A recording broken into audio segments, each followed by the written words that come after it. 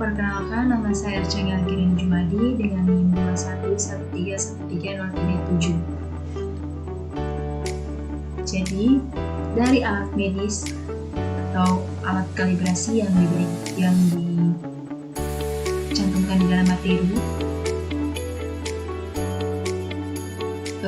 saya mengambil dan saya memilih alat suction pump yang dimana suction pump tersebut dikalibrasi menggunakan alat digital pressure meter. Nah, ini adalah gambar dari suction pump. Nah, pengertiannya, suction pump adalah sebuah alat kesehatan yang berfungsi untuk mengeluarkan cairan dari dalam tubuh manusia dengan cara disedot atau dihisap. Nah, cairan itu berupa darah, air liur, nanah, lendir. Nah, di dalam suction pump tersebut terdapat pompa vakum. Nah, pompa vakum ini adalah inti dari suction pump itu sendiri. Lanjut ke bagian kalibrasi. Kalibrasi adalah kegiatan untuk menentukan kebenaran nilai penunjukan alat ukur dan bahan bakar ukur dengan cara membandingkan terhadap standar ukur yang mampu telusur ke standar nasional maupun internasional. Nah, tadi saya sudah menjelaskan bahwa saya menggunakan alat suction pump yang dikalibrasi dengan digital pressure meter. Nah, ini adalah gambar dari digital pressure meter. Nah, pengertian dari digital pressure meter itu adalah alat kalibrasi yang digunakan untuk menentukan tekanan. Sebelum kita masuk ke cara kalibrasi, kita akan membahas tentang uji fungsi dari digital pressure meter tersebut. Nah, uji fungsi dilakukan saat pertama kali alat diterima oleh instansi.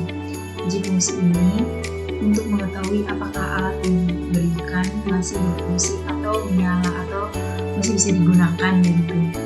Nah, karena apabila terjadi sesuatu atau terjadi kerusakan, maka alat tidak mampu berfungsi dan pihak instansi tidak mampu mengkalibrasi alat tersebut. Nah, seperti itu. Jadi, sebelum kita mengkalibrasinya, kita harus memeriksa uji fungsi dari digital pressure meter tersebut, di mana kita bisa mengetahui apakah alatnya bisa digunakan, apakah alatnya rusak, atau apakah ada masalah dalam alat tersebut, sehingga kita bisa melakukan kalibrasi dengan aman apabila alat tersebut bisa digunakan atau dalam keadaan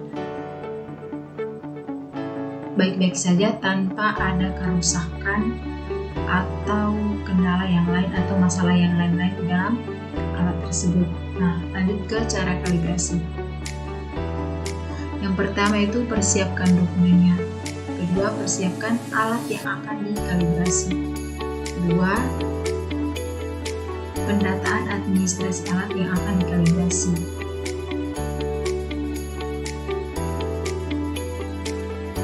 Nah, maksud dari persiapan dokumen itu yaitu kita menyiapkan metode kerja, lembar kerja atau label. Berikutnya persiapan alat yang akan dilakukan.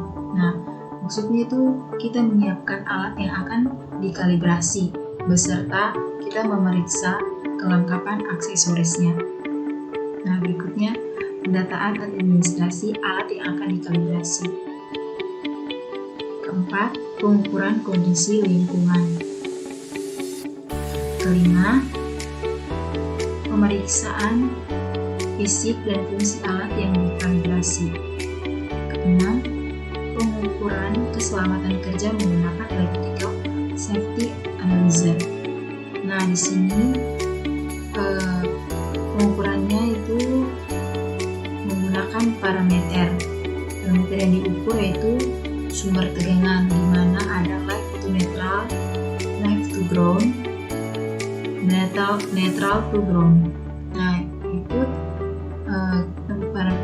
parameter yang diukurnya itu resistansi pemurnian protektif habis itu arus bocor peralatan, habis itu resistansi isolasi. Nah, setelah pengukurannya, kita lanjut ke pengujian kinerjanya. Nah, di sini ada beberapa pengujian. Yang pertama, siapkan digital pressure meter dan suction pump. Kedua, on-kan alat kalibrasi. Yang ketiga, sebelum menghubungkan digital pressure meter ke suction pump, tekan F4 pada digital pressure meter untuk zero alat kalibrasi agar dalam posisi 0. Kemudian, hubungkan digital pressure meter ke suction pump. Setelah itu, nyalakan suction pump, kemudian lihat tampilan pada alat kalibrasi saat suction di titik 0 berapa tekanannya. Setelah itu, atur kekuatan hisapan dengan memutar tombol pengatur. Misalnya pengukurannya ada di 100 mmHg. Nah, maka kita akan memutar tombol pengatur hingga ke 100 mmHg, begitupun seterusnya. Nah, setelah itu kita mengukur di mana titik yang ingin diukur. Nah, kita putar tombol pengatur untuk kembali ke posisi awal untuk mengukur titik 0. Setelah itu, kita melakukan kalibrasi. Nah, setelah melakukan kalibrasi, kita off-kan suction pump dan digital pressure meter. Nah, sebelum kita ke bagian kesimpulan, ini adalah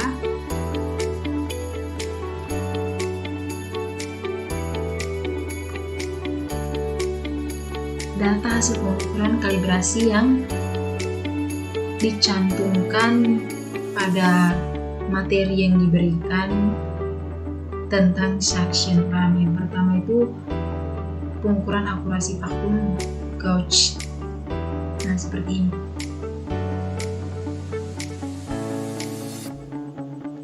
Nah, yang kedua pengukuran tentang hisap maksimal.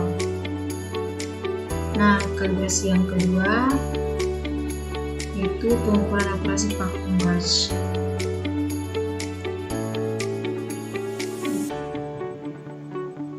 Nah, di situ pengukuran tekanan hisap maksimal. Nah, di sini analisisnya. Nah, di sini ada selang yang bocor dan ini gambar yang ditunjukkan. Seperti itu. Nah, itu kesimpulan. Nah, di sini kita menyimpulkan bahwa ada beberapa kendala yang terjadi saat mengkalibrasi dan masalah yang terdapat pada pengukuran tekanan daya hisap yang hanya mencapai 120 mmHg dan hasil kalibrasi ini tidak maksimal karena hasil kalibrasi yang maksimal yaitu harus mencapai 300 mmHg. Nah, dan di sini ada 3 permasalahannya. Yang pertama itu selang suction pumpnya longgar.